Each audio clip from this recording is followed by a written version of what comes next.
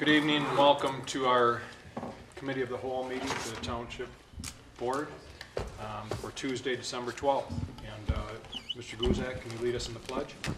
You know, you skipped me.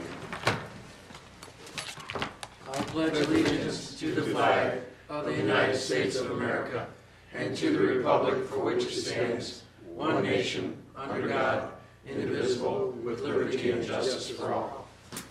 Thank you.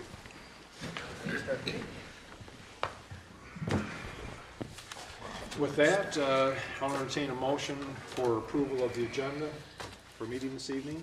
So move. Second? Okay. All those in favor? Aye. Any opposed? We will open the floor now for public comment, and we'll open the floor. Mr. Ert or Mr. Bush?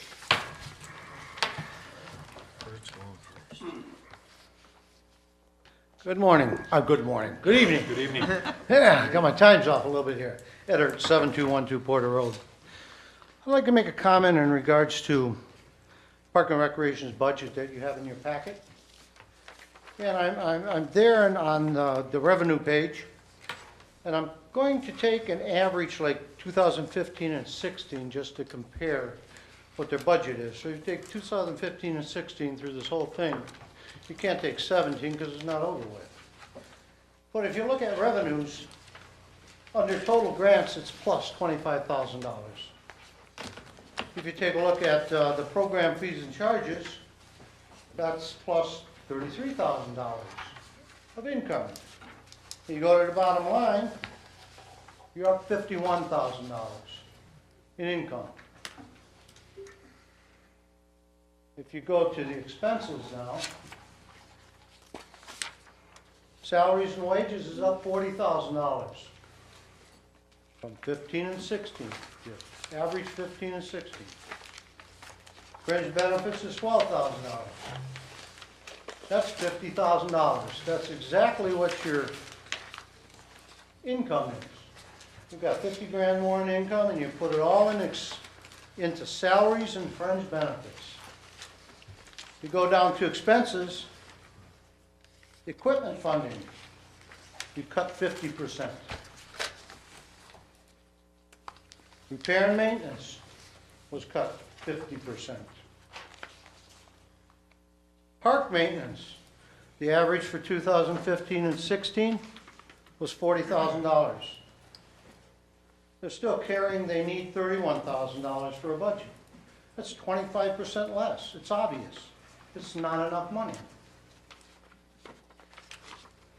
And I assume that the Park and Recreation Commission has approved this budget. We have a millage okay for maintenance at the park and elsewhere and other things.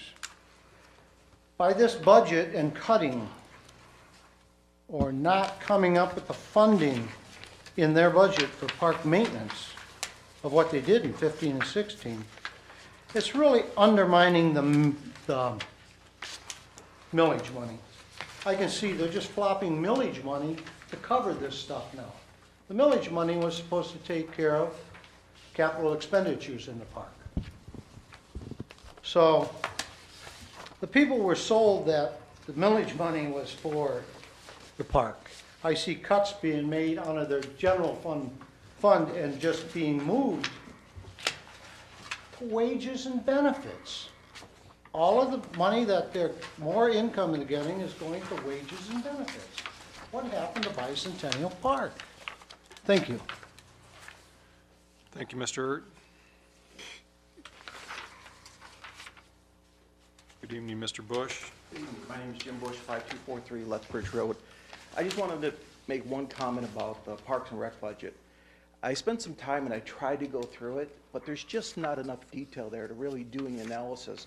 I tried to link it back to the township budget to try to follow the money, but the numbers just don't match up. And it could be just the lack of detail here, that something's missing from here that we can't see.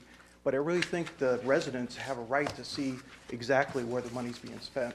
And I wish the board would give us a little bit more detail on this. That's my comment. Thank you. Thank you. Seeing No one else that wants to make any comment? We'll move on. And we have a board presentation. Mr. Lemata? It'll be short and sweet. Before everyone's seat this evening, you have a blue binder that looks much like this. Those are provided by our insurance agent, Bob Bucko, from the Stevenson Company. And the reason that you're getting a copy, I don't expect you to, like, it just got plopped in front of you to read through it. But what it does highlight is a couple things that I wanted to highlight to you. We're having another bid come in for our liability and our workers' comp coverage from a company called Diebold Agency. It takes them a while to put through to get the loss run reports and all that. Last year we checked Mr. Bucko's numbers through the PAR plan, Michigan Township's participating plan insurance, by having MMRMA give us a quote. That resulted in Mr. Bucko coming back and giving us a discount in our premium, both in workers' comp and in our liability insurance, when he knew that we'd ask for loss run reports as we were shopping it around. 3 years ago, I think we had done a full look at it and then agreed to go with Bucko for the next 3 years, but it really was on an annual basis. And we agreed like a 3-year agreement, but they didn't guarantee us rates for 3 years, but they present them to us every year. So this is the 3rd year going into that. I still have it checked every year just to make sure that we're getting the best bang for our buck, that we're not overpaying. Our actual loss run reports were not very favorable to us for the short term, especially in workers' comp. We had several workers' compensation issues through 2017, primarily in the police department, but it just involves guys who get hurt in training or during arrest, the very nature of the work, of course. And then we had a few from the administrative side in DPW, where we had a few people who went to get checked out. No big claims here, but just some minor injuries. But every one of those claims counts against us. So Bob had brought all these for us. I met with him last week. We're prepared to move forward, but next week on Wednesday, I believe, I have a meeting with the Diebold Agency. I'll be surprised if they can offer us a better deal than where our renewals came in. But you guys have the book, you can look it over, I can answer any questions for you on Thursday. Again, the two things that I want to highlight is on the front page, you'll see the renewal for the risk management program, and the actual number for 2018, I don't know if in yours, that number actually came down from the 131,534. It will show up later when you go through the actual documents, but it's 123,642. So we were able to get an additional discount. Again, primarily I would attribute it to the fact that they know we requested the loss run report so that we could have somebody else take a look at it and quote the business. And then under your number 2 tab is the workers' compensation renewal. The Accident Fund of Michigan is the largest provider of workers' compensation in Michigan. And a lot of what happens on our workers' comp is driven by obviously by how many claims you have. I'm surprised that ours went down from 158,796 for 2017 to the 143,861 for 2018, because it really could have gone. Our experience mod number of 0.95, which is already relatively high for the industry, went to a 1.51, just based upon the number of claims that we had. I wouldn't have been surprised to see us with maybe a $50,000 or $60,000 increase in our workers' compensation insurance quote, and for them to come in with an actual $15,000 decrease year over year, I think just showed you that requesting those loss run reports made them realize that they wanted to keep our business, and they sharpened their pencils. I don't know how much more they can sharpen them, because they have come down for the last 3 years, even though our experience mod has risen every year. But like I said, for 2018, I feel fairly confident that we'll stick with the Stevenson Company for both PAR plan for our liability insurance and accident fund, because of the way these quotes came in. But take your time to look over the information that we've got. I think mine actually has more, because I've got more claims data and stuff that you guys won't get. But any questions that you may have, you can certainly reach out, or we can talk about it on Thursday. I just wanted this for background information for you. It just shows like a list of the property coverages that we do carry.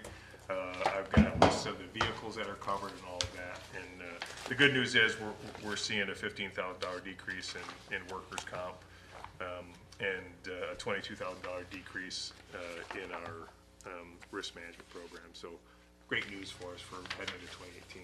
But keeping in mind, it's not just a $15,000 saving, it's probably more like $65,000 because with the experience mod that Dennis mentioned for the workers' comp, it clearly should have been probably an increase of $50,000. So by asking for those loss runs, it significantly, I think anyway, that probably was a good part of it, significantly reduced their quote for this year. So I'm not sure either how much more room they have to cut in future years, but because they've cut it for the last 3 years, right, or 2 Yeah, years. I think we're going to see an increase. I mean, we really should have saw an increase this year. You know, at some point, and again, it'll be a 3-year cycle, so most likely I'm going to put it all out on RFPs next year. We'll probably run it out in September to get prepared to re-quote it, and we'll float it out there, and we'll see how many more we get. But it's pretty hard. They can't continually cut, and I was pretty impressed with seeing it cut at all, especially, like I said, our experience mod value went from 0.95 to 1.51, and that's a very significant increase. And again, those will stay with us for a couple of years, so I won't be too surprised if we're seeing an increase, a requested increase, even if we go out for RFPs in that workers' compensation. Mr. Mansour?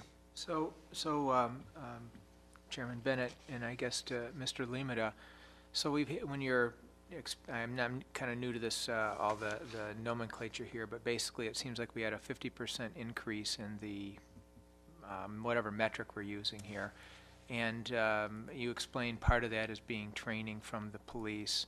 But, I mean, do we have it on our list of things to do to circle back and kind of do a deep dive into what happened to those incidents in the DPW and others to make sure we're doing everything we can to keep our employees safe? Yeah, and that's a great question. One of the things that we can do is try to manage this. So the DPW does have a safety program, and they have their morning meetings, and they go through a continual updates on safety. We had a major training here for confined space and things like that, which helps, and we report that back to our carrier to let them know that we're being proactive. This year was bad because of the number of claims, and again, nothing big, nothing catastrophic, nothing that costs a lot of money, but the sheer number of claims, just because we had like a hand injury or, you know, something like that, an eye injury where something went into somebody's eye, but it turned out not to be serious, but it's still a claim. Slip and fall in the parking lot with an employee. But I mean, just what these things do, though, I mean, it kind of gives you an indication that something's going on, and before we get a really major one, to kind of, you know, wake up and pay attention to this. So And one of the biggest driving factors, to be honest with you, is if you do return to work early programs, and one of the things with the police department, and we've talked about it, we've looked at it, it's been a recommendation of accident funds forever. They want to get you back to work. One of the issues we have is if we do that light duty, how do you parse it out? If you have 3 people out with injuries and we have 1 light duty position, and it becomes something that has to be somewhat negotiated with contracts, with employment agreement, collective bargaining agreements, about how we're going to do it, because we have to be very fair in how we handle it. But it's definitely something that we've been pursuing and trying to come up with, and that was one of the things that when I started talking to Diebold Agency, they brought to the table, is that they really have a lot of big ideas on how maybe you can do those return to work a little bit earlier, light duty kind of things, and we're going to continue to work on that program, especially, like I said, in light of our new experience mod being 1.51 for the year, and it's going to carry with us for the next few years. We need to do something proactively. Yes, Mr. Massey? I have a question. And my question is, how often do you review the safety rules with the employees? Like, you know, with our, you know, we talk about the 2 biggest impacts that we have would be our Department of Public Works, Yes. and then with our police department. The police department are very proactive in it as well, and remember that these guys go into a roll call room every time before they start a shift, and they have the sergeants and everything walking them through all the things that are coming up and what's facing them, and you know, trends in the industry. They have the conversation about safety and how to prevent. A lot of it is just the nature of the work. When you're physically trying to arrest somebody who resists, that's where we see some injuries to the back, to the hand, to the thumb. You know, that's a hard one to train for. You know, I mean, these guys go through training. They go through physical conditioning, which will certainly help in those categories. But Wrestling bad guys to the ground is inherently dangerous. And you're always gonna have some of those when you have a police department. It's more about trying to limit it, and then how can you get them back to work sooner? That will also help limit the exposure that we have from a workers' comp. With DPW, they do their safety training, and Jeff, you can speak to it. I mean, but they have morning meetings every morning before they start. And I don't know how often that you just specifically hold a safety training, but they had a major one that was just here in the room maybe 3 weeks ago. We subscribe to a program put on by the American Waterworks Association. Bought the program, and we have weekly.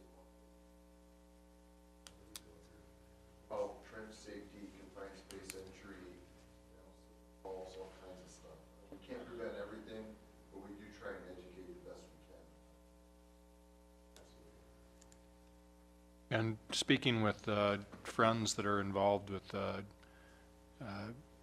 risks, municipal risks like ours, they tell me that police departments are notorious for, having claims just as, part of doing business. But, and I do do some work with Diebold Agency as well, so, and they tell me the same thing, that police departments are notorious for work comp injuries just as part of the job. Warehouse workers and. Yeah, I mean, there's other business that probably is typical too, back injuries with warehouse workers and those things. That is correct. So, but great job, Dennis, on lowering that, and we'll see where where Diebold comes in with their quote in a few days, I guess. Just out of curiosity, Yes. what is our workman's comp mod? What's the number? Yeah, 1.51. that's not that bad. Well, considering it was, what was it before? 0.95. So it went up. That is bad.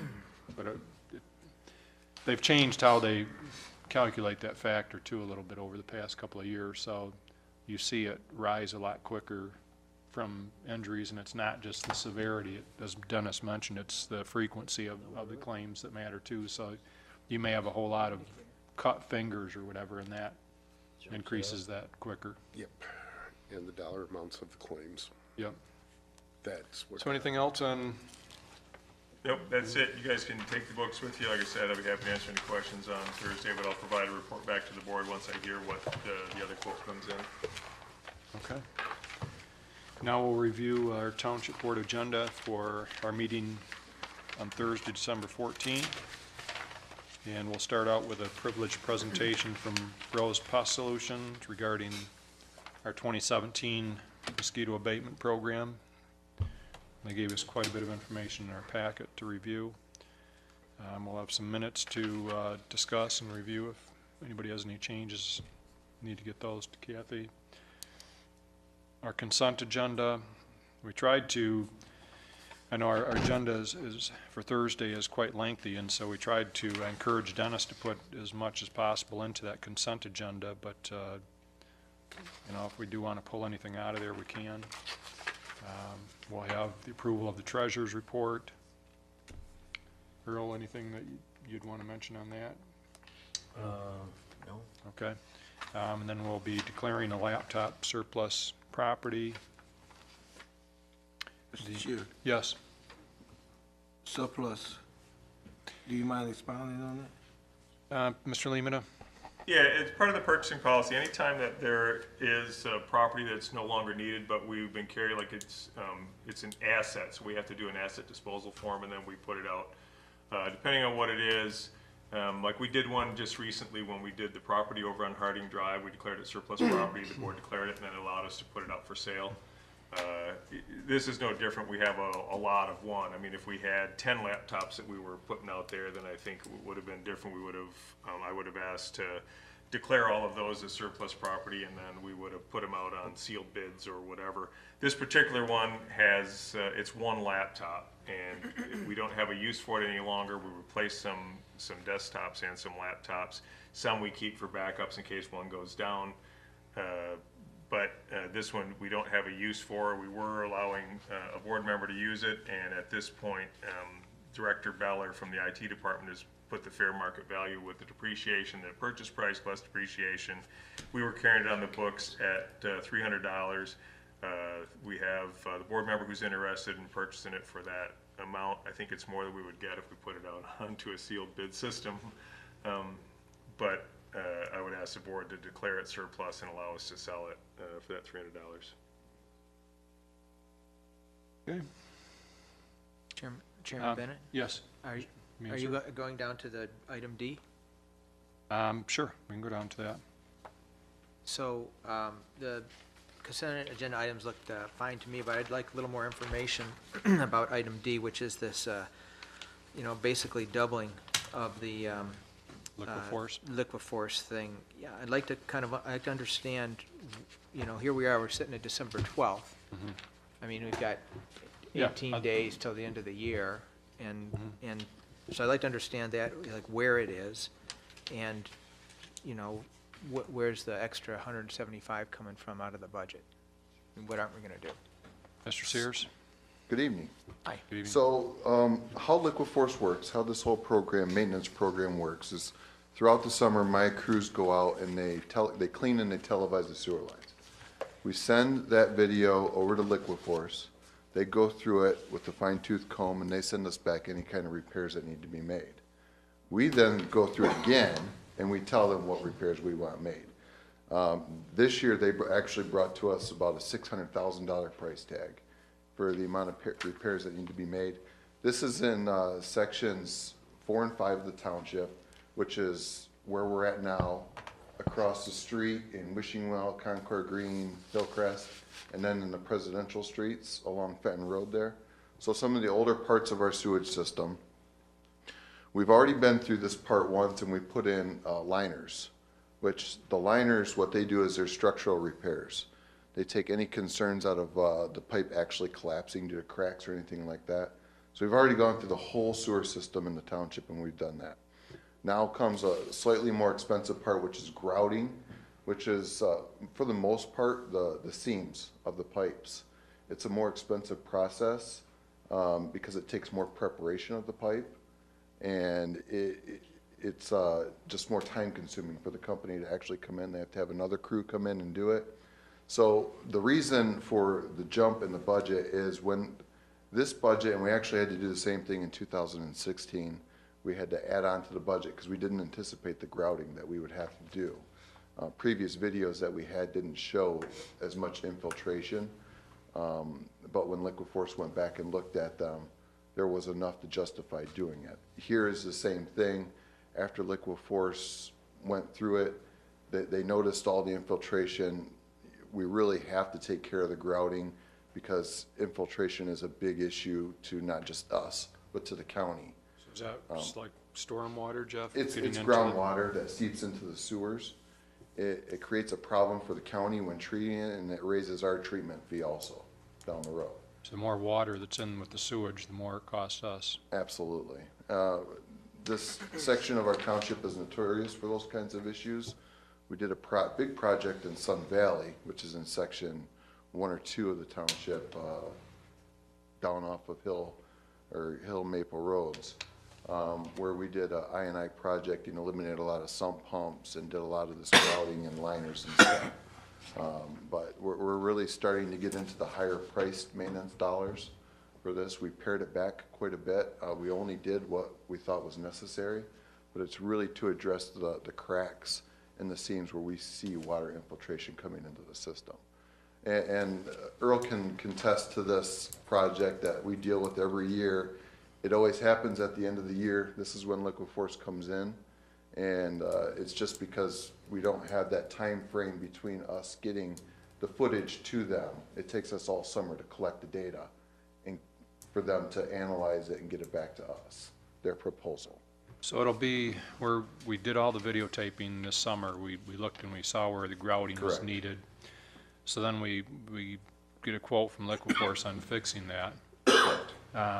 So if I understand Mr. Mansur's question is why are we putting it in the 2017 budget instead of the 2018? Well, or- yeah, I just, Sure. it took us half the year to spend, $170,000, and we're gonna you know? Well, they're here double? now, Okay. for one thing. They always come here at the end of the year, and that's when they do their work. And their repairs work in 16-degree weather? Absolutely, yeah. Because while they're making the repairs, while they're installing the liners and doing the grouting work, they actually heat the sewers.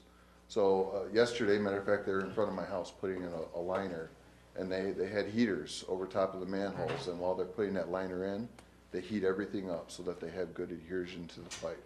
And So- that's part of the process too. So is there a way that we can somehow, like, advance our work so that they're not creating all the extra cost to heat things and whatever? Well, and that's not part of the extra cost. The extra cost is just the project itself. Okay. The task of grouting the sewers, it's just more expensive. Some of the price increase you see too is some full-length liners, which are really expensive that we're putting in because in areas that we see multiple points of infiltration, it doesn't make sense for them to come in and just grout some seams. We put a full-length liner in that section, and that way it's helping the structural integrity again, and it's sealing the entire pipe. And those are only in really bad sections that we do that. You know, it's a maintenance program that it really is top-notch, and it works for us. It's way better than replacing the sewer. As far as where the money will come from, we are looking at a surplus at the end of the year in the budget. So, and these are the type of things we plan for. That's why we have that built into the rates. Thank you. Because, you know, and next year I did put in $300,000 in that budget because I anticipate more of this is gonna happen. That's part of an enterprise fund that money can only Absolutely. be Part of the spent. enterprise fund is totally funded by rates. Mr. Massey? Mr. Chair, I have a question for the director. Sure. And I don't know whether this is a valid question or not, but help me out. What would it take for you to bring a video in to show the public and the board an area that needs repair? Piece of cake. I could do that. That would be It interesting. will, I mean, it'll take me time to go through them and Yeah. find a bad one. Yes, I But I could understand that. probably have one here in January for you to see. Oh, okay. that would- Absolutely. I think that would be Yeah, helpful. I think it would, and even one that's been. If you'd like to look at those types of videos, it's not pretty, but we can look at it. Well, I've seen them Absolutely. before. I know Yeah. what they look like, but I was thinking it would Absolutely, be we can do that. educational for all of us. Actually, we have some from back in the 70s that, Yeah, we But, just went through a storage area and found some old, I don't even know what kind of tapes they are. Did you see them out in the garage, Scott? I actually They're- gave a couple they look to like Nicole to, Big VHS tapes. They're called reels. Well, and there's other types too. But Reels. we've got some old technology out there that we're disposing of That's when because I came everything's along, they was digital. using reels. what we're wondering is some of the videotape might have been done by hand, and so it may show, it may show some of the township. Those while it's being built. those tapes are pre-construction tapes, so what we used to do is before we went in and installed sewer, and we still do it, we actually walk the routes and take videos of it, so that if there's any claim of property not being restored, or if there's any issues with it afterwards, we can go back to the video. So it might show some neat scenery of Grand It Blanc as it's probably being does, built. actually. We found a lot of historic things from the past today. Mr. Chair, can we Yes. get that on the agenda for January? Mr. Absolutely. Lehman will make a note of it. Mr. Guzak? I just had a question. So they should be able to complete all this by the end of the year then? Oh, yeah, they're ready to go, So absolutely. then how many blocks is it gonna be for that additional 175? How many blocks? Well, I mean, how many sewers? I mean, how many streets or what is it? So it's, like I said, there's a lot to do over here in Wishing Well. Right, but how many streets is that 175 gonna cover approximately? I Does know it give a number of feet or anything like that, Jeff? That I think in my memo I attached a spreadsheet, but it doesn't say the footage, of course. I couldn't tell you the feet of what that covers, but it's at least, Does it cover all of Wishing Well? not all of it, but there's Half at of least, it, or? I think 5 full-length liners and probably 24 grouting spots that we have to do. So It might be approximately- helpful if you just give them a big overview of the sections, like explain how the township is broken into sections. Sure, and so that we- when I refer to sections 4 and 5, and you Yeah, put I'm me in okay. that spot. Yeah, I was just trying to. So, Yeah. 10,000-foot view. yeah, it is the northwest corner of the township. Right. So from Maple Road and Fenton over to, Saginaw Street. Right. Vast. Yeah, I know where past, Wishing Well is, but I'm just trying to Saginaw figure out. Street, I'm just probably trying to Dort Highway. Right, I know where Wishing Well Yeah, is, I'm just trying to absolutely. figure out if it's half of it or a quarter of No, it. it's not half of it. I would say it's probably between a quarter and a third So of the next year, streets where there's actually issues. right, so there's probably, so we've got a third of it done, so next year there could be 2/3 of it, I mean, still Next 2/3 year- left in Wishing Well, right? No, we're taking care of all the serious problems now. Oh, okay. So anything that we saw an issue that need to be corrected, it's on this list. We're not gonna leave it undone, because we're Right. just not gonna do that. But that's just for Wishing Well, right? Correct.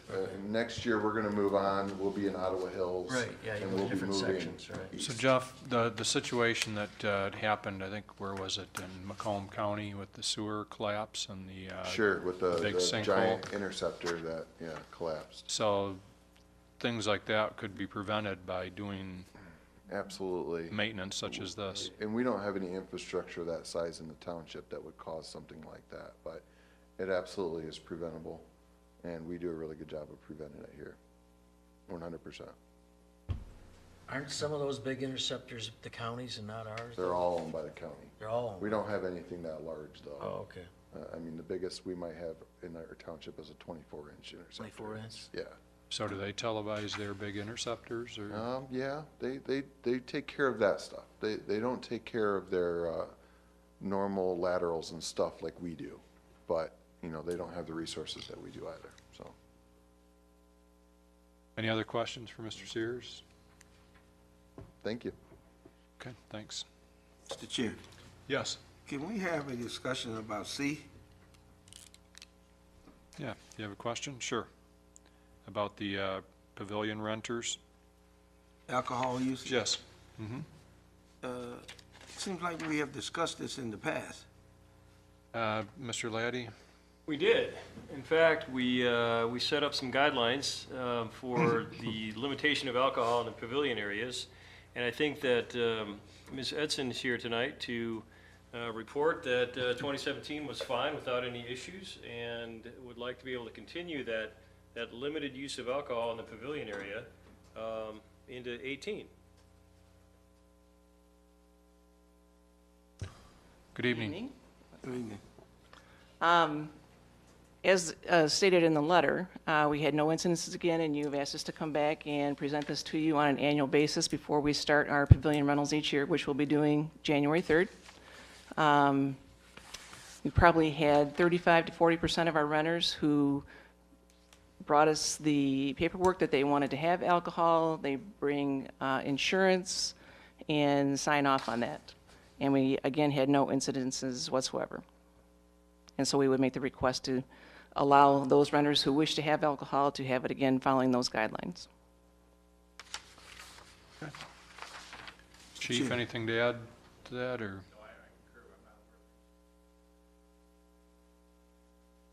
Yeah. All right. Thank you, Ms. Hudson.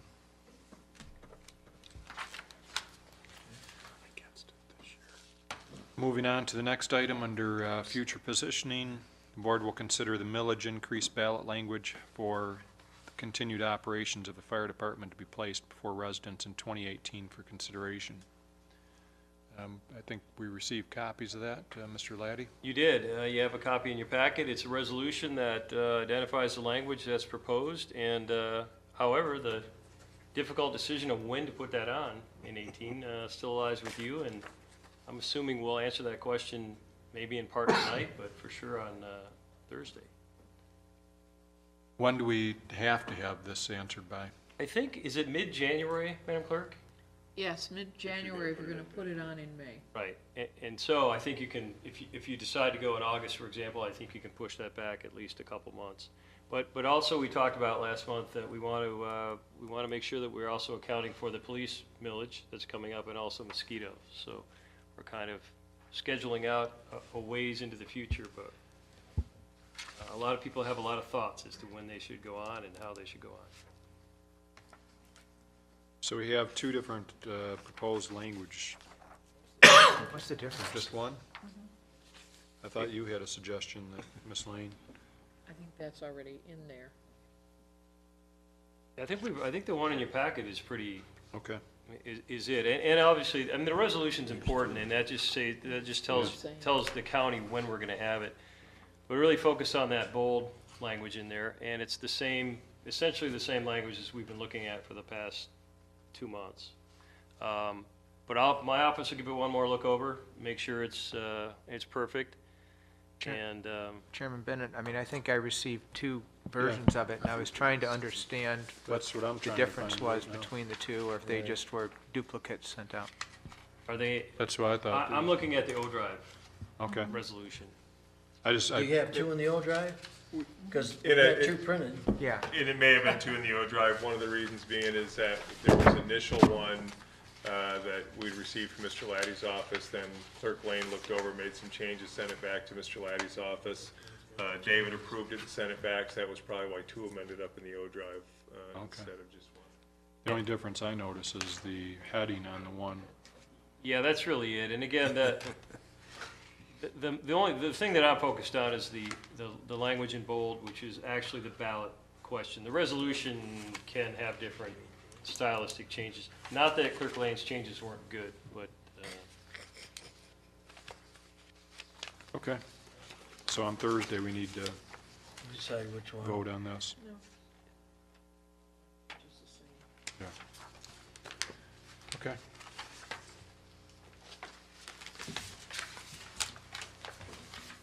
And then, when will we need to decide, guess we can wait till even January to decide on whether we go, January is the end if it's gonna be May. If we're gonna do it in May, we need to decide by January. right. Thursday meeting in January.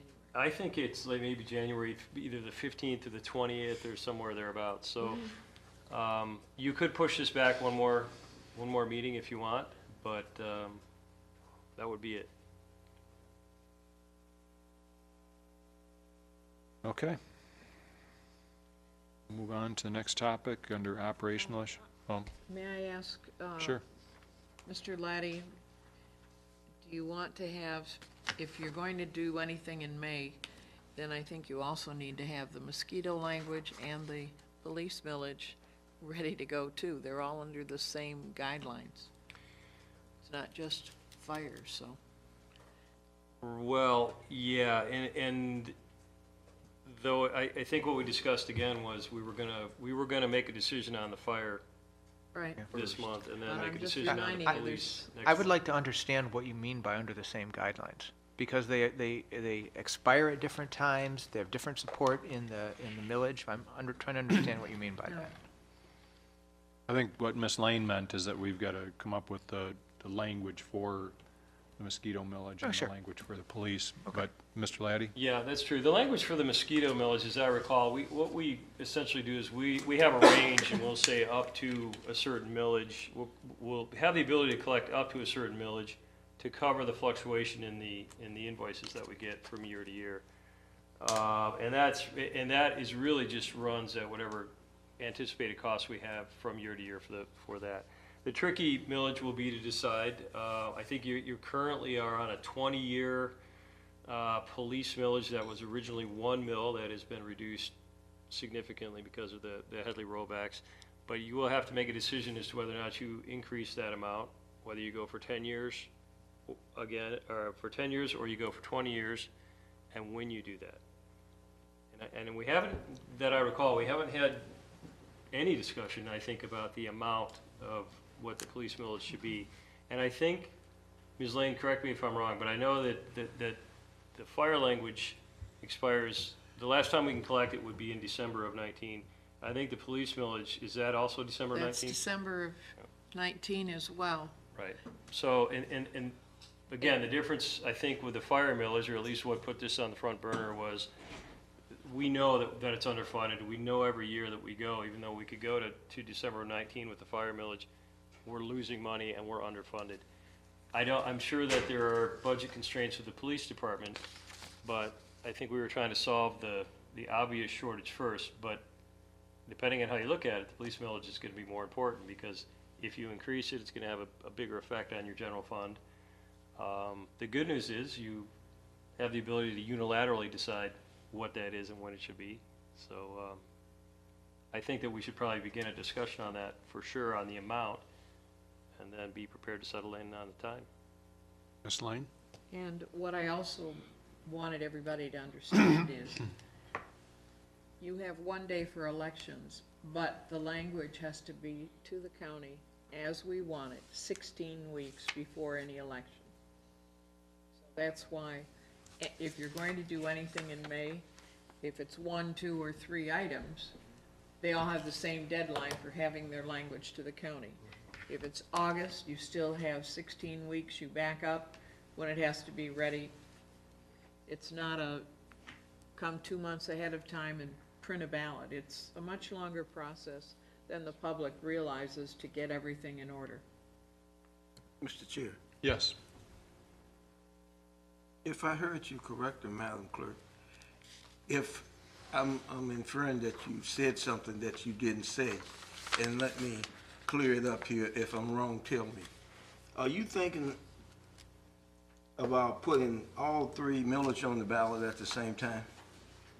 I have no problem with it. I know from the last meeting you thought 3 wouldn't go, but I personally believe that the fire, police, and mosquito are a quality of life that the community would support, and putting them together means it's all done. And you disagree with me, I Yes, understand that. I just wanted to but make it I've been perfectly around clear. a little bit longer, and they support them. I think you may find a few other people that aren't entirely in love with that idea of putting them all 3 on the same time, but I don't know. You get all of them on your December tax bill, so people are used to looking at them. Right. Mr. Chairman, Madam Clerk, there are no regular elections in 19, is that true? Right, So anything we have in 19 is a special election? right. Okay. Except, No exceptions. Well, yeah, but- 2019 is. right, but if we don't go in May, we'd have to pay over $10,000, right? Or was it 20,000? $10,000. A May election this year would be just like any election in 19. Yeah, we'd have to So we pay the 10,000, but if we went into the other elections, we wouldn't have to pay that, right? Right, but I don't think you don't want to wait until November Well, when they're no, going on the I would never December wait tax till bill, November. so. I would never wait till November. And your other That's all. option is, you could, I don't know. That's the only question No, I I have. said, when do we, Mr. Chairman, when do we start discussing, now that we're discussing, when do we really get the As far as timing goes? yeah, or the which? tire on the street here? I mean, when are we gonna start, I guess this would be to Mr. Well- Limita, the police dollar amount and, Well, we wanted to get settled on the language for the millage for the fire first. Right. And then once we had the language settled, then we figure out what timeline we wanted to have it on the ballot. And I think part of that discussion is, when do we put the police and the mosquito on as well? I don't know, we haven't had the discussion on how much the police millage should be, but I guess, where do you see that timeline, Mr. Limita? Well, first off, let me just say I like 2.5 mils. I like the ring of it for the police mill. you gotta be kidding. I guess that's the language, 2.5 mils, David, let's go. I think, we can have that conversation anytime you guys want. It just depends on when you're going to put them out there. If you're going to put them all out in May, you're going to have that conversation. The first meeting's in January because you're going to have a very short time frame for putting all 3 of them out in May. If you're going to do it in August or November, I think you still want to start talking about it in January's meeting to start to work. The goal for the fire millage was exactly like Attorney Laddie said.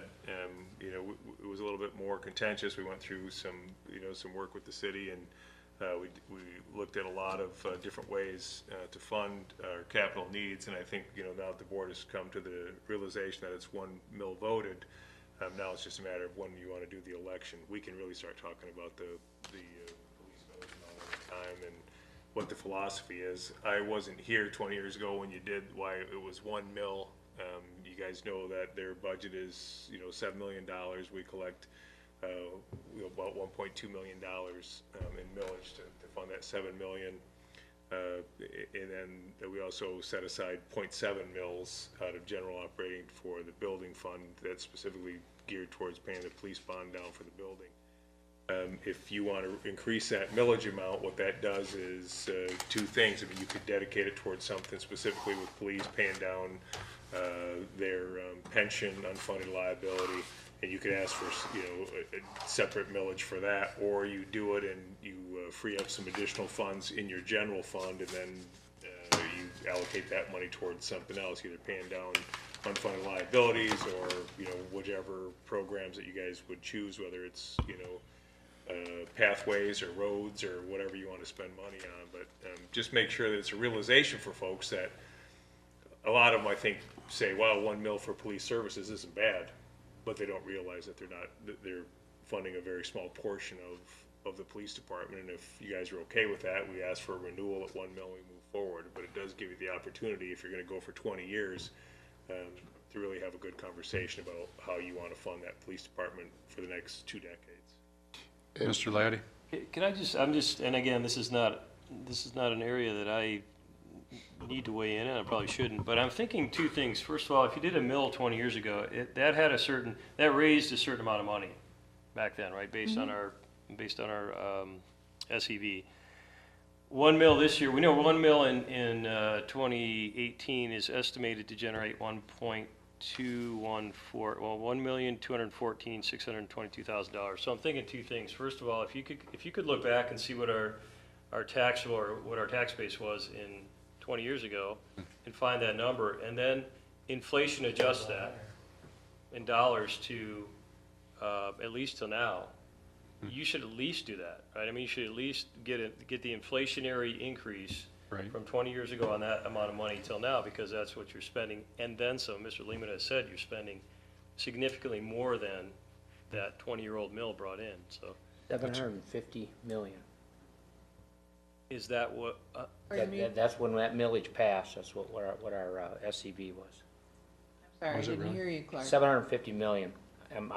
That number sticks in my mind. It's plus or minus a few million from that, but it's close. I have the millage language from then, so I can give it to you. Mr. yeah, so we Laddie. can know what it was, because I think you had to put the estimated amount that it raised. Yeah, Yes, it was, you it was did. north of 700 The million. first I know year, that. what it's estimated to bring in is in every millage language. Yeah, I would think that'd be the place we start. That would just keep you even, and you might need to go up from there. Scott, Yeah. Mr. Thomas? Mr. Chairman, again, and we're going to have all this information that we can vote on the first meeting of January? Is that what we're? Well, I help me think, out here, you guys. say all that information, I Yeah. guess, let's take it a piece at a time. Maybe we discuss right now is if we can get a consensus. I mean, the language, I guess, it sounds like everybody's okay with the language that we have for the fire. Now maybe we talk about when we see it going on the ballot, and what our comfort level is, not that we need to decide tonight, but our comfort level for having all 3 at the same time or spreading them out. I don't know. I mean, we have 3 possible dates next year that we could have this, right? Right. 3 more. So, I mean, we don't want to wait till November, obviously, for the vote, I don't believe. So that narrows it down to May and August, I would guess. I don't know. Does anybody feel we should do it in November? Nope. So that leaves I mean, 2 I'm other just dates. answering for me. I didn't hear the rest of you. Yeah. I don't want to put it on But- November. So that leaves May and August then. But Mr. Chair, Yes. I stand behind what I said and what I believe. And I'm gonna say it many, many times. I disagree with the clerk in regard to having all of them on the ballot at the same time. Now, I'll oppose to that. So what would your thoughts be then, Mr. Massey, as far as how would you spread them out over the 2 different elections, April and Well- August, or? I have 1 vote to cast Mhm. as a board member. Now, I'd like for the others to weigh in. Okay. Well, I want to build a consensus here, and I mean, I think we're all interested in knowing what I'll the throw my options are. 2 cents in. I Sure. just feel uncomfortable even setting a date for the police until we actually talk about the dollar amount. I mean, if we're gonna go in and we're gonna ask for one mil up to an extra half mil for the fire, and then we're gonna ask for 2.5 mil for the police, and then what are we at with the mosquito? 6.0? No, .2377. I think. 0.23, I mean, that's and try to do this all in 30 days or so, I think it's pretty tough to figure this out. In 30 days. Well, If we're gonna all go to the first deadline. if we go all for the first May. deadline, For yeah, May. I just don't see, I might be missing something because I'm a rookie, but after spending almost a year with the fire millage, and I understand the contentious, that working with a junior partner, as Mr. Limita says, I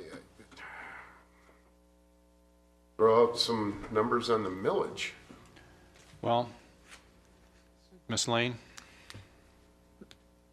A suggestion or for consideration, if you go with the fire and you go with mosquito in May or August, and then, I don't like doing this, but you can levy in December of 2019 for police, and then put them on in August in 2020.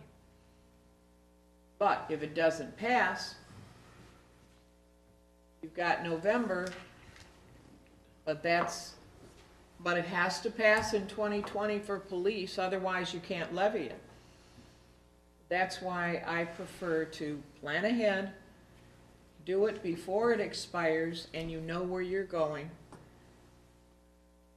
So let me get this right, Ms. Lane. You're saying your suggestion would be to put fire and mosquito on in May?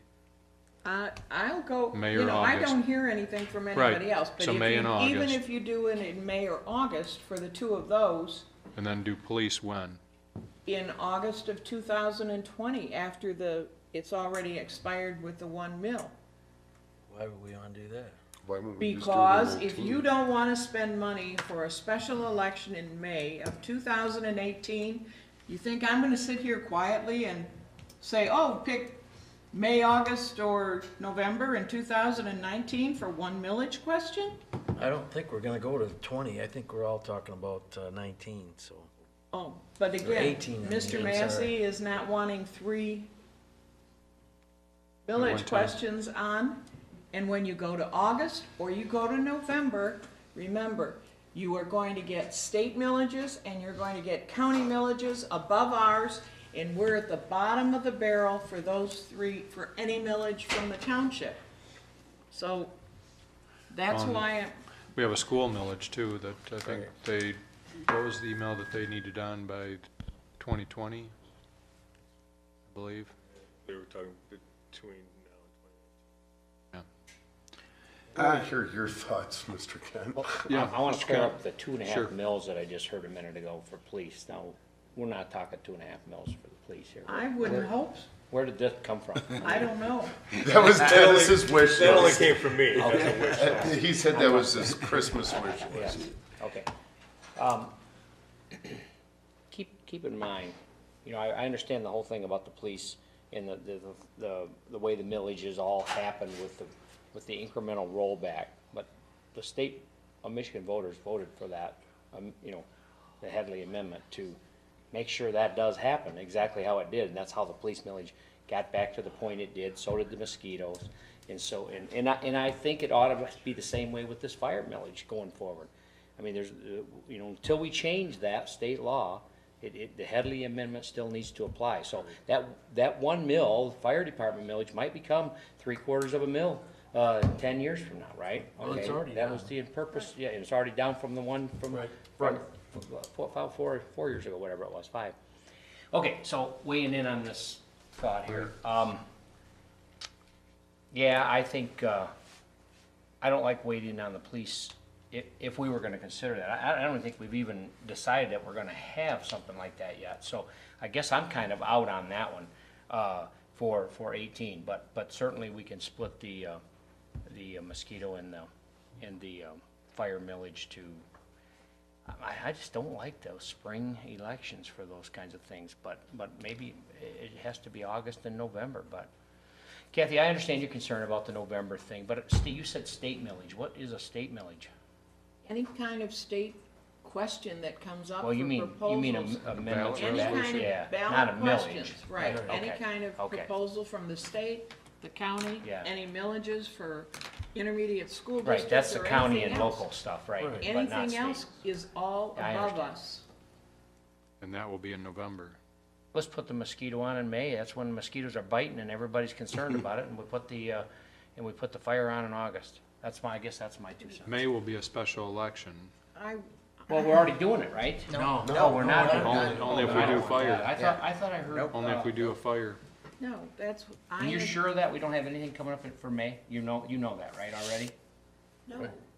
The deadline for getting the ballot I'm not language asking. in, But there's no other ballot. We don't have issue in anything May. in Genesee County that's gonna apply in you Grand don't Lake. know that. The date for the I got closing you. of getting ballot Yeah. language in is exactly the same Okay. date as. But we have not Wednesday. heard of anything. Right. I haven't heard any rumors of anything. Scott mentioned maybe Yeah. the schools did. Not in May, No, but, they would never go May. Well, Schools do go May.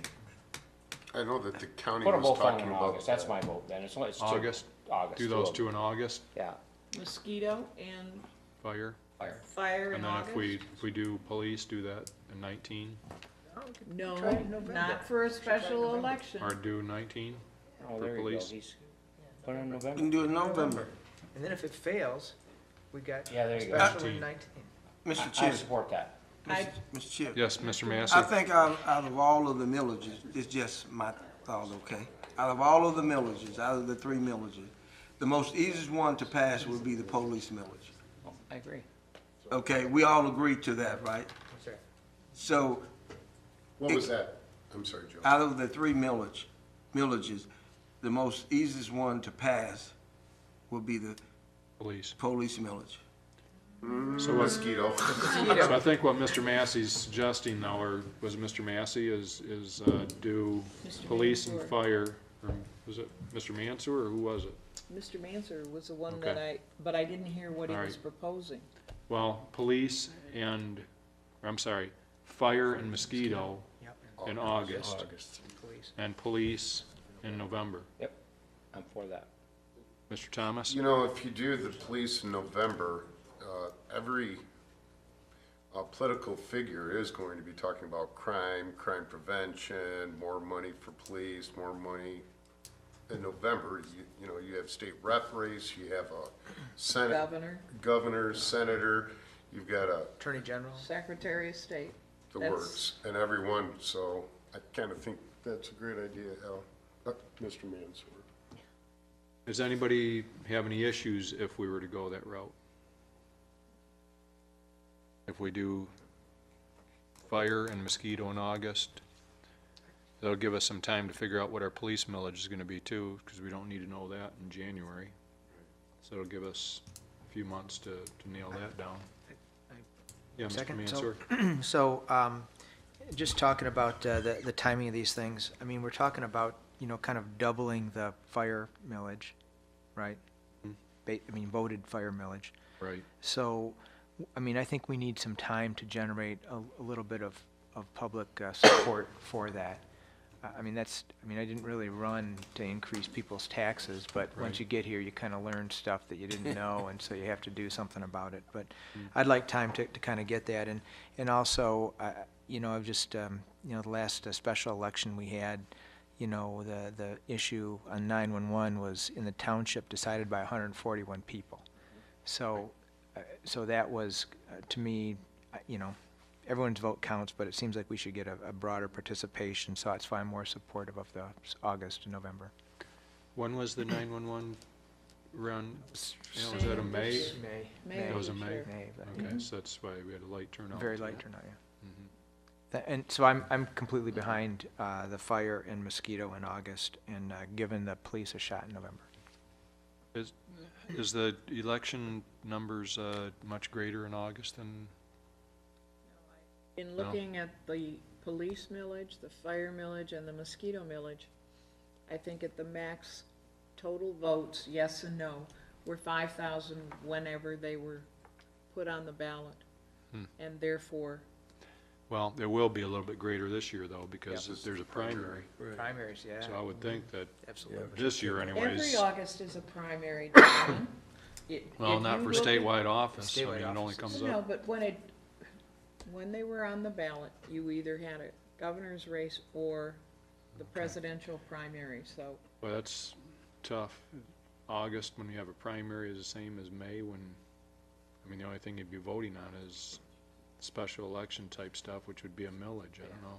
It seemed like a lot more people would show up with all the dollars are spent on campaigns for August. But anyways, I think we've got a consensus that we want to do it that way, fire and mosquito in August, and will give us some time to look at our police millage for November. The caveat there would be unless the county pops something up in the next few weeks. I don't know that it will change ours at all, because, Well, then May would be free. oh, you mean if we threw it on May? I don't know, I'm hearing here that people think that May's election is too much like trying to run something by people that they don't see. I don't know, at least that's what I'm hearing. I don't know. Mr. Chairman? Yes. I think that you have at least a tentative consensus right now for the fire and the mosquitoes to go in August. That means that we don't have to meet that mid-January deadline. right. So what do you think about holding off on this resolution until our January meeting? Maybe we know if somebody else is gonna put something on in May. Yeah. But there's no reason to do it if we don't have to do it earlier than when it's necessary. As long as we've got a pretty solid consensus that, you know, we're pretty sure that we're gonna go in August. Okay. So should we remove this from Thursday's agenda? Yes, If you think that would be I advisable. think so. I would rather, if we're not trying to hit that crunch deadline for May, then we might as well back it up a little bit and figure out which way the wind's blowing a little bit with other folks. But, you know, once mid-January passes us, it'll be too late to turn back. Is that okay with everyone if we take that off the agenda for this week? Sure. Wait till January, okay. I'll also propose some mosquito language for January as well. All right. Good job, everyone. Great suggestions.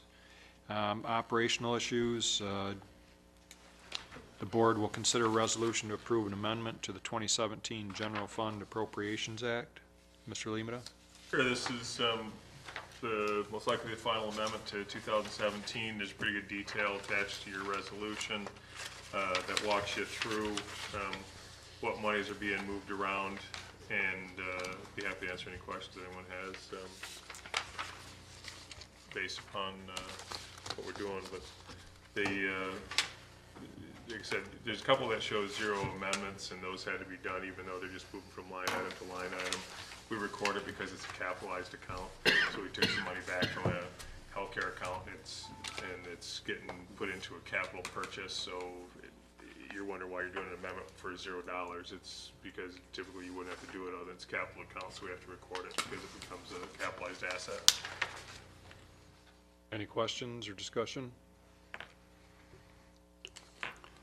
Okay. Item B, the board will consider a resolution to approve an amendment to the 2017 Special Revenue Funds budget. Same thing, you're seeing the special revenue funds, and again, final amount for 2017. Just to bring some things into order, again, you do have a sheet that shows the detail. One of the things was $10,000 that the board instructed us to start to record the Perry House. Since we've moved those over for 2018 to be prepared, we had the opportunity to put those in. So under your special revenue funds, under that Parks and Recreation tab, the Perry House is listed in there, and then we funded it with $10,000 that will cover the amounts that were spent in 2017, so that it gets recorded more appropriately, and this is how it'll be recorded moving forward. Solid Waste Fund, we just had more addresses, anticipated number of residential addresses added than had initially been planned for, and of course the Capital Projects Fund, which the board approved, and that has to do with the document management software. Any questions for Mr. Limita or concerns? Okay. Moving on to item C, the board will present an award of financial reporting achievement to Finance Director Kathy Solstack in recognition of her efforts in financial reporting that resulted in Township's recognition by the Governmental Finance Officers Association with a Certificate of Achievement for Excellence in Financial Reporting for the Comprehensive Annual Financial Report of 2016. And Ms. Ostak will be here on Thursday, I believe. Item D, the board will consider a motion to approve the Parks and Recreation fiscal year 2018 budget as recommended by the Parks and Recreation Commission. Yes. Question on that, and I think through you to Mr. Limita. Mr. kind of jogged my memory on something that I wanted to ask last month. For the millage money for the Parks and Rec, we collected $290,000 in 17. We don't, the Parks and Rec's not recognizing that in their budget as a revenue. I don't see it anyway. They don't recognize it. Again, this was a special revenue funds, and if you recall the millage question, it's strictly Yes. to be used for capital within the townships. We don't all have to use it at Bicentennial Park, but we do have to use it for capital purchases within Grand Blanc Township properties. Parks. And so they don't get the money, does not go to them, it only comes to us, and this board approves each and every purchase Okay. of those capital items as So- they come up during the year. So then when I look at the township's budget piece of that, what you're talking about, so we're trying to track it there, and I see some notes as to what we and then it looks and Kay has also delineated a list to us, right? So with that list, and it matches to the notes in the budget, the township's piece, I see you're tracking that as the expense as well, right? Correct, in the capital improvements plan for Right. the township, when you guys approved the 2018 budget, we had it as part of the CIP in that document. Okay, so I found that what I think is tracking these items, right? And so then I have one question on these items, and Kay, possibly, the recreation master plan update for $9,640, right?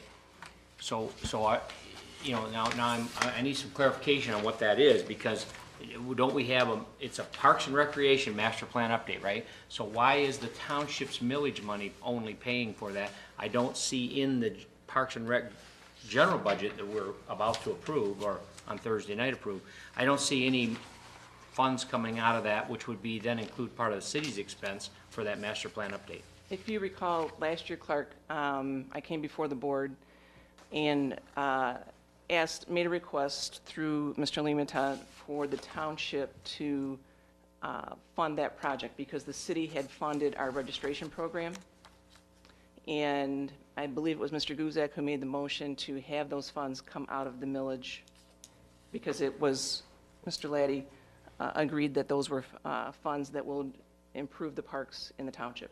Okay, so that's what I'm asking for, jog my memory, because now I'm starting to recall that. But what did the city pay as what we considered an offsetting piece? $4,200, I believe, for the registration program, Okay, which the township did not contribute to. yeah, and I do now remember, okay, so that's what I see that on there, and I'm thinking it's not in the budget, so that means we paid for it out of millage, and it's gonna benefit the entire it's the master plan for the entire Parks and Rec, right? Correct. But we can justify that with this offsets that the city did for something that okay, I'm good. Any other questions about the budget I can answer? Mr. Thomas, you're on Parks Board. Did you have any? I had No, you had some questions. Were they I had cleared up? some questions, and I did, for full disclosure, did vote against the budget in our commission. But since then, everything that I've asked has been explained, and nice job on the last update on the budget. It really explained everything, and I appreciate you taking the time and working with me, and Absolutely. especially over the phone, since we couldn't get together face to face. But thank you for answering all my questions. Absolutely. Anytime.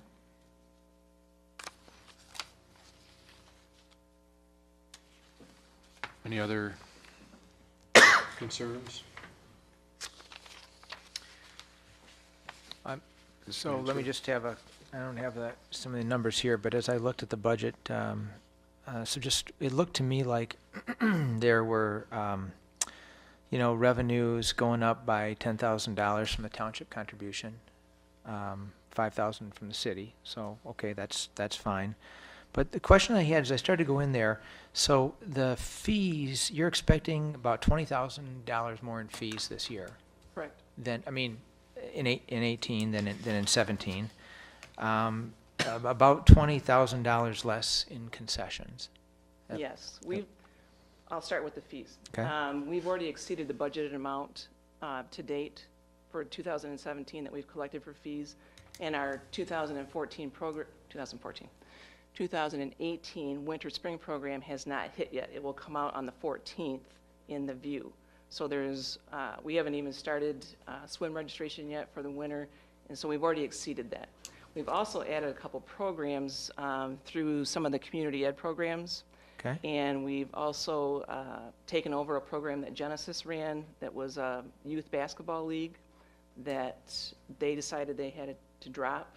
So we've adopted that, and so we are picking up some additional programs to generate additional revenue.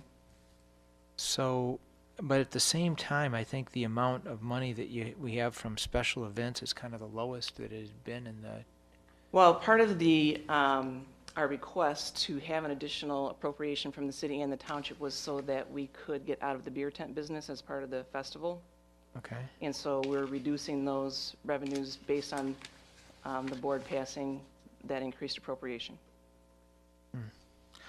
And then follow up to one of the citizen comment. I mean, it did look to me like the equipment funds were basically a half to a third of the previous years. What's the? We did decrease that because we do plan to update our equipment through the millage, and we will keep funding the equipment fund so that we can maintain the equipment. So would we have? Oh, so this is 17. So when we do this for 18. Which, I'm sorry, I apologize, I didn't get into the agenda, but I did hand out tonight in a separate packet. But I believe that the majority of those projects were included in the CIP budget that Mr. Limita provided. And I highlighted those in the yellow, so that those are the ones that were included in the budget. Okay, so then, kind of going through here, the contract services, I think were higher than I'd seen in the previous years. That is due to a lot of the community ed programs that we've added. Okay. In particular, we added a program this summer that we were able to run that we weren't able to run the first summer because everything happened so late. I mean, the school board dissolved community ed like on June 30th, and there were some programs that we were trying to get up and running in August that we didn't manage to do. So we did get those going this year, and that was a pretty significant increase. And with these additional basketball leagues, we did an additional softball league this year. The contracted services are also officials and umpires and that kind of thing. So with those additional leagues. So the offset with that should be higher fees, I suppose, right? Correct. And is there any opportunity for us, I mean, is the staff level changing at the Parks and Rec to take some of that on? Well, the non-ref stuff, the non-refs. Our current staff is just absorbing those responsibilities, the additional programs. Okay, and again, it was lower, you have fewer events, I think, kind of budgeted in there too. As far as special events? Yes. That's mainly just the festival. Okay. Beer tent. The beer Yes, tent the beer not tent. happening. Right. Well, not for us. Oh, yeah, okay.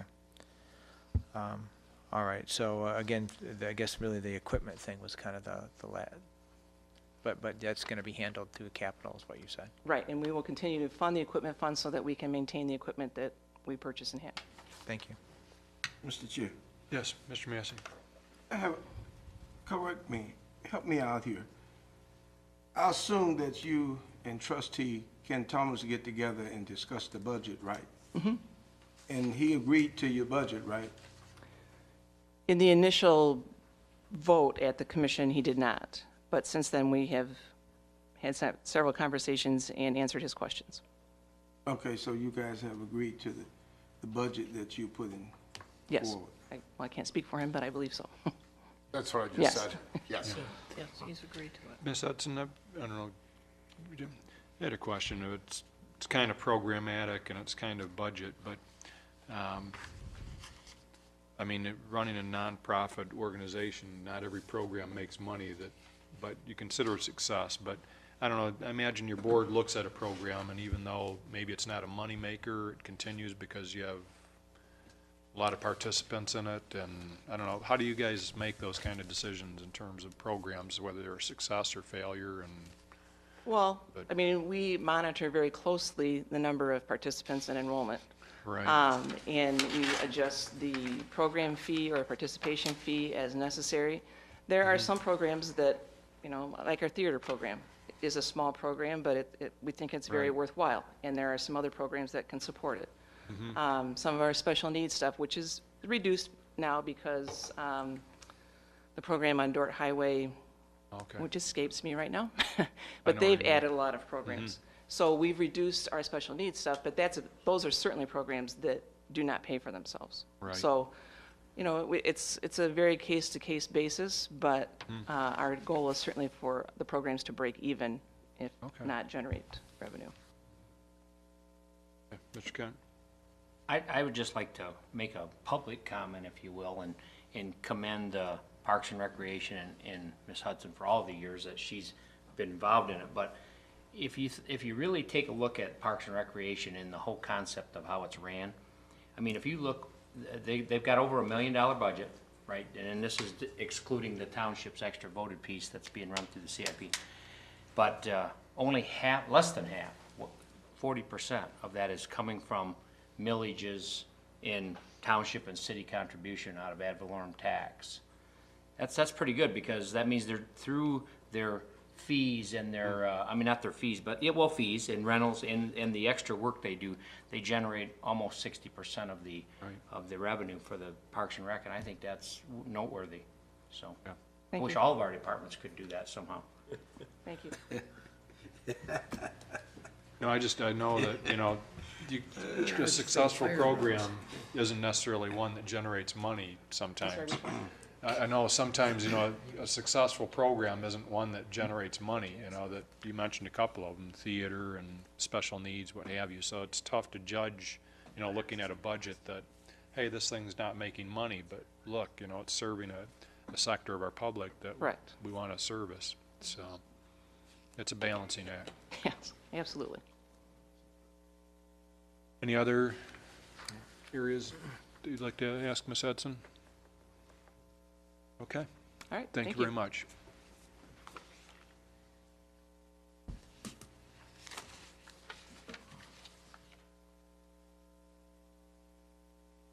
The board will consider scheduling a special meeting to take place December 22nd, 2017, to approve accounts payable a second time in December. What day of the week is that? Is that a Friday? Friday. We were looking at doing it in the morning, maybe, if a couple of us had time, stop by maybe around 10:30, something like that. Would, Mr. Thomas is shaking his head, so that would give us a quorum just to approve the accounts payable. That's what it's for. Intention is that the only thing on the agenda will be the treasurer's report for accounts payable, and it's just that we can get that second AP run out for the month. I'm coming, but we want those approved before we send out the Thursday? checks. Friday. Friday, I 22nd. can't do it. Okay. How many do we need for quorum? Four. Or So it's the If you're able treasurer, to make it, myself. then- Are you gonna be here, Mr. Bennett? if you need me, I'll be here. So, I think we'll need. yeah. Mr. Massey, I can give you a ride, and then we can vote no, and no one can get paid. How about that? Merry Christmas. Yeah. So we'll, And you wouldn't have a Christmas at home either. well, it sounds like 22nd will work. Oh, Okay, and we're looking at 10:30, Mr. Bennett, if people will put that on their calendar after we make the motion. And then the board will consider a resolution regarding PA 152 opt-out for employee medical coverage. And probably any of you that served on the board in the past are familiar with this, but for those that are new, you know, Mr. Limita. Sure, Public Act 152 of 2011 was amended again in 2013. What it did is it required public employers to choose a hard cap or to opt out. So the hard cap is set, I think I might even have printed it out, but it changes every year, and it goes, you know, like $17,304, for example, for a family coverage plan. That was increased in 2018 by 3.4% over 2017. And so the Public Act requires every public entity that offers medical coverage to either adopt the hard cap or they have to opt out every year, including if you choose the 80-20 percentage, you still have to opt out. And so that's what's before you every year. The board, since 2011, has chosen to opt out, and we do have contractual obligations that specify, we do have everybody up to 20% now. It started off at 0%, and then they moved up 5.5 until they hit 20% in September of 2017. It is still required, though, if you're not following the hard cap, that you do pass the opt-out annually before the plan year starts, which will be January 1st. Thank you, Mr. Lehman. Mr. Mansour? Chairman Bennett, I didn't, is that resolution in our board package from Friday? It's not in your resolution. We'll have a copy of it for you on the dais on Thursday night. It barely says more, though, than what you see on the agenda. It just says that we're pursuant to Public Act 152, we're opting out. So it wouldn't have been too hard to put in the packet. We didn't have it at the time the packet went out. If we had remembered it, we would have put it in. Okay, anything else? Okay, item G, the board will consider a motion to amend the criminal code ordinance number 08-03, section 3, to address a change in state law regarding a minor in possession penalty. Mr. Laddie? That is really just a reflection of a change in the state law that changes the category of a first-time possessor of alcohol, a minor in possession, from a misdemeanor to a civil infraction. It had always been classified as a misdemeanor, and though it never really acted like it in terms of sentencing. Usually, if you were found responsible or if you were found guilty of this, you had to go through some sort of alcohol awareness training. You would have some community service. You might pay a fine. That really isn't going to change. What is going to change, though, is calling it a misdemeanor versus calling it a state civil infraction. And the other thing, and so all of the same efforts to prevent it from happening again will be in place. It just won't be criminalized. It's not a municipal civil infraction. It's a state civil infraction, a little bit like a parking ticket if you got it on a state road. So it's just sort of a housekeeping issue to stay current with what's happening at the state level. Mr. Mansour? So that's not how I read the thing that was in the packet that was distributed on Friday. So I was just wondering about that. What did you read on Friday? Okay, so it isn't in the packet Oh, okay. that was distributed on Friday. The ordinance just says we're adopting by reference, the state law, right? It just, If we don't adopt the state law, what will happen if we? Yeah. what'll happen is our police department will be able to still enforce minors in possession, but they'll have to process them through the county prosecutor's office, and rather than locally. And what that means is that whatever fines and costs that we get through a state civil infraction is usually divided by third. The state gets a third, the county gets a third, and the township gets a third. If it's processed all at the county level, then we're cut out of that. And so the state and the county share those fees.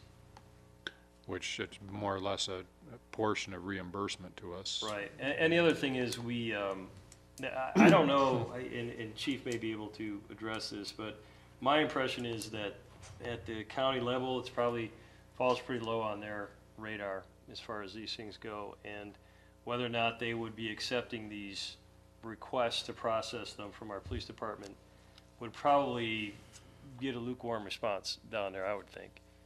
So the change in penalty is just the change from, I don't know, something to a misdemeanor? Is that? It's changing it from a misdemeanor to a civil infraction. Civil infraction. Correct. So, And it's allowing our local law to conform to the state law. Correct. Yeah. Mr. Massey? Mr. Chair, if I understood the attorney correctly, I guess the most important thing to me is that we must pass this. If we do not pass it, we do not have a bid. We will not get any funds, receive any funds. Right, and you'd cause if there happened to be a minor possession incident in Grand Lake Township, you'd cause our police department to have to go down to the county, to ask for that, essentially that violation to be processed at the county level would add work for our police department, and it would result in less money for us. Ms. Lane? This is a general ordinance, and so this will be our first. Will be in January, and then it'll be effective, published in the Grand Blanc View. Okay, any other discussion? Next item, item H, the board will consider a motion to approve the request of the DPW director to purchase a new John Deere 85G excavator. Mr. Sears, do you want to brief us on the excavator? Good evening again. This has been about an 8-month-long process to get to where we are right now, and I do apologize for the late in the year purchase, but it's been difficult lining up demos and getting my operators in to give me their opinions and make a good educated decision. We have an older piece of equipment. It's an excavator that we use primarily for water main breaks. I don't like to say that word right now. Any kind of sewer issues, any kind of excavation we might have to do, this is the piece of equipment we rely on. It's used weekly, if not more frequently than that. And it's getting old, and it's getting to the point where it needs more maintenance, and we've decided it's time to replacement. It was part of our 2017 capital fund expenditures. So the prices I have here are on a John Deere machine. It is through my deal, so it's already been pre-bid by the state of Michigan. The company is AIS Construction Equipment, very reputable company out of New Hudson, which is in Novi. We did look at several different models. We did demo several models, and this is the one that my operators felt the most comfortable in and felt like they were most equipped to do their job. So this is the request we're making tonight. I can answer any questions you might have. Sure. Yes, Mr. Massey. You buying a new trailer also? Correct. The current trailer we have is quite old, actually. It's I believe the excavator is 12 years old and the trailer is at least 20 years old, and it's been in a rollover accident. Our mechanic has recommended that it be replaced at this time. Yes, Mr. Mansour. So, how did we select AIS as the distributor? AIS has the My Deal bid for John Deere. That's kind of been our go-to company in the state of Michigan. So for John Deere equipment, I can go to any John Deere dealer, but it's already been pre-negotiated by the state of Michigan with AIS, and they have been the lowest pricing that I've seen. But it's hard to get other pricing in the state of Michigan because AIS is kind of they kind of have a lock on the market here. So I looked at the rest of the quotes, and they were, none of them were other John Deere. I mean, it's not like you quoted the same thing across 3 different places. It's correct, like because you this compared a John Deere to a Kubota to a, I can't remember the other 3. Komatsu to Bobcat to Case, because we knew this was the best price. Like I said, it's been pre-bid already. So we looked at other brands is where the other pricing came from. Even with AIS, we looked at a couple other brands to try and see if we could get a better pricing, better machine, and they just couldn't touch this price. None of the other dealers could. Thank you. Yeah. Chairman Yes. Bennett, could we add language to the request here that would talk about the disposal or salvage of the existing So I was looking through the existing We could. excavator, et cetera? Generally, I don't bring that until after we received a new piece of equipment, because it could take up to 2 months to get this machine. So we can't, and I don't know, maybe I'm reading this wrong, but I wouldn't think we would declare it surplus equipment until we had the new machine and have it in service. But maybe we could add it and get it all done at once. Yeah. I'm not sure. If you do it at the time of delivery, like, just that the board would also agree to declare the old Sure. equipment as surplus at the time of delivery. Yeah. Except that wouldn't you Absolutely, that possibly makes want sense. to try it for a month and make sure everything's, because I mean, what if it... And generally, there's a time frame to where we keep it, they overlap a little bit. So there would be that, but we could absolutely add that to where at the time of, When you accept disposal- it, when you Yeah. accept the new piece of equipment, then we'd be prepared to salvage, dispose, whatever. Makes perfect sense, it eliminates a step. Mr. Guzak?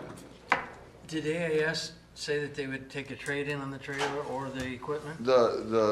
It's actually, no, they didn't.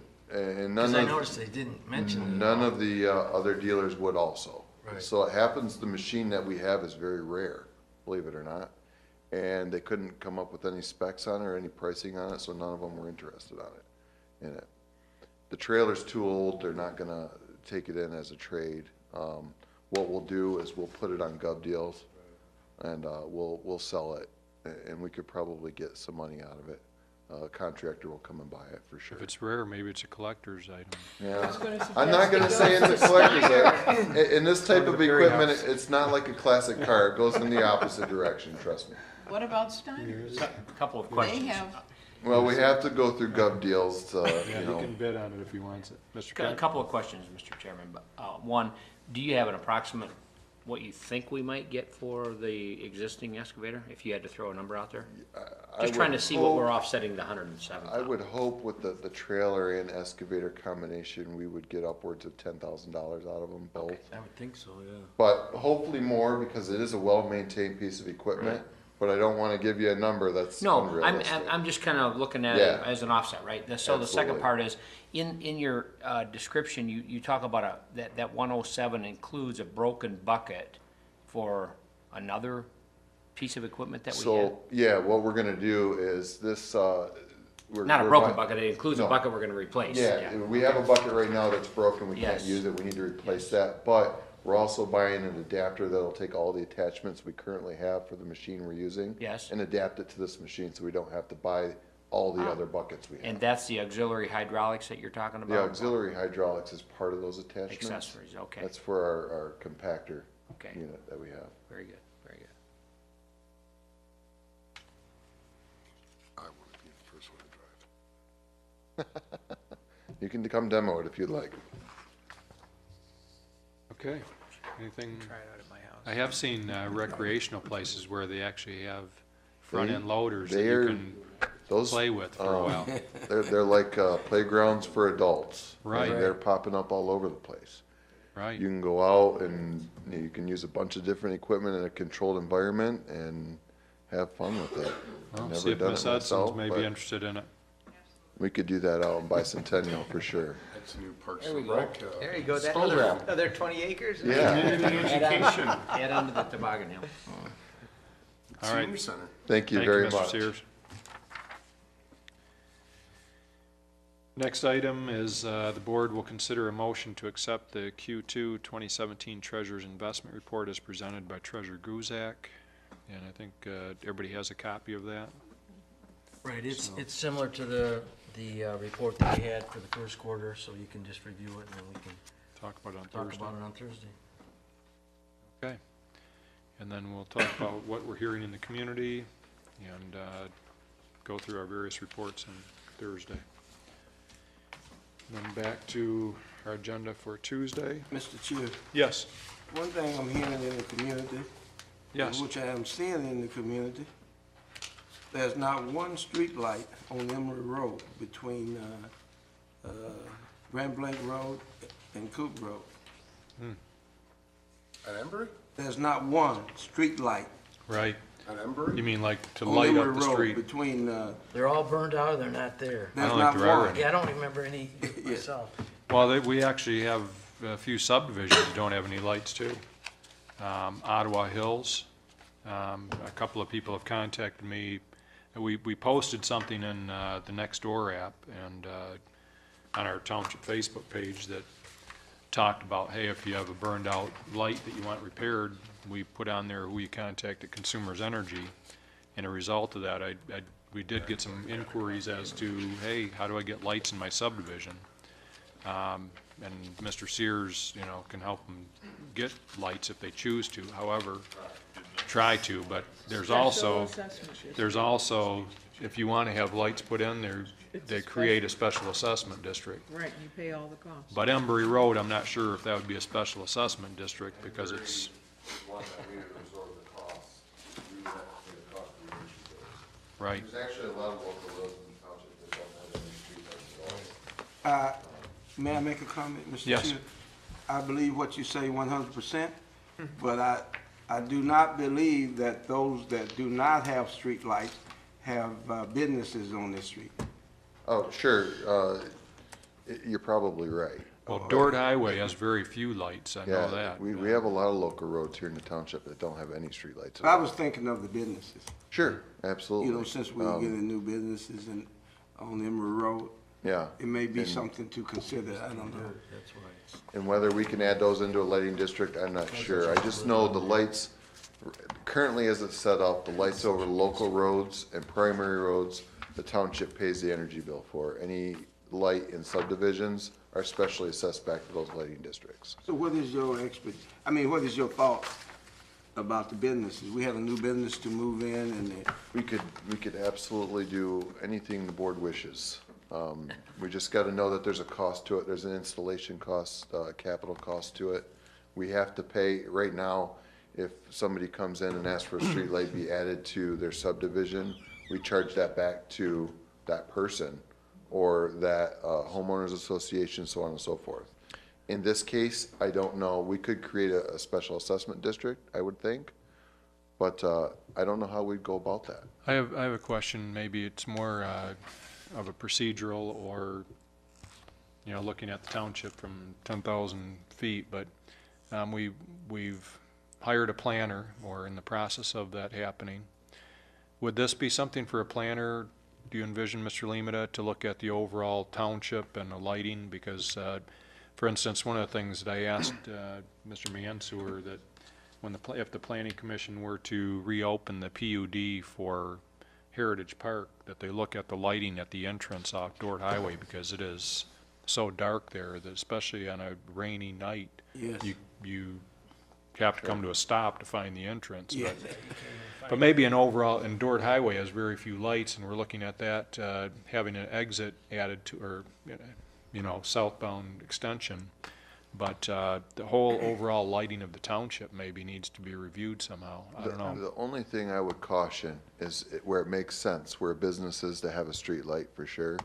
When you get into some of the rural areas on the local roads, those residents do not want street lights. Right. And there's a lot of residents in neighborhoods that do not want the street lights there, but they're there.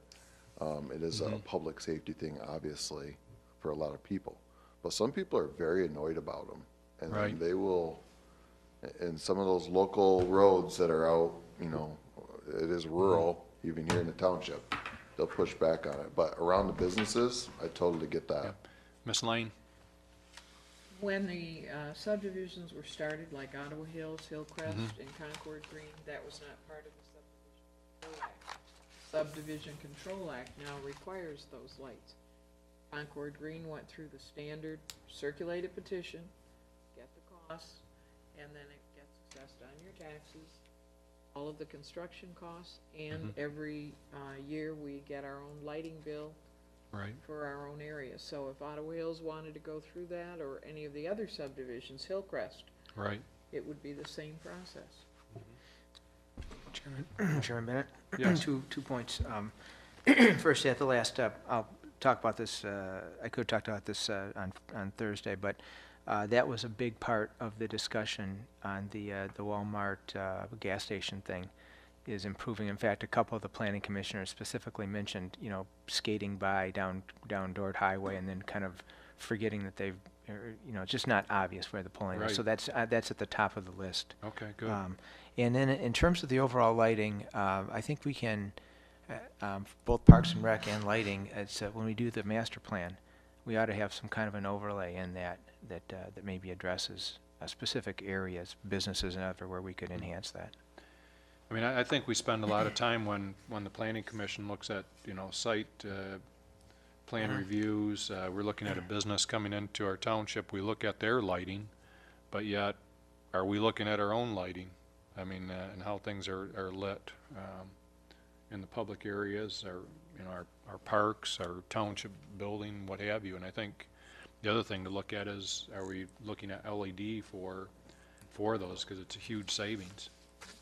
Well, we did that earlier this year as far as our streetlights, and we, Well, I'm talking about any new lights or sure. doing anything in our private or our, you know, our parking lots, but I've seen a few of those LEDs, but I still see a lot of the old lights too.